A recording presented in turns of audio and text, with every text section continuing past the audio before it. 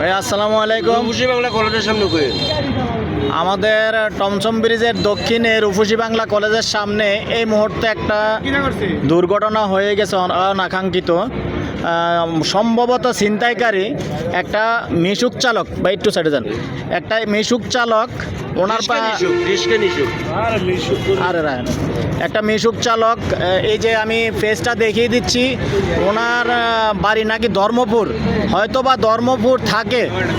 যদি কেউ ধর্মপুরের ওনারে চিনে থাকেন,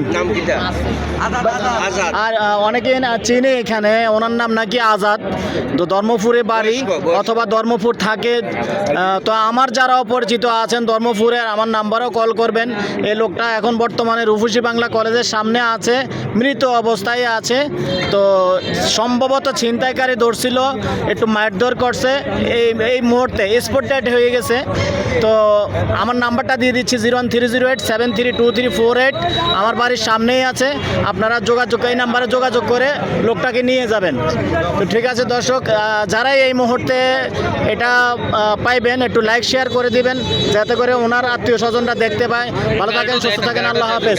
আর গাড়িটাও আছে এখানে, এই যে ওনার গাড়িটাও আছে, আর এটা হলো ওনার জ্যাকেট।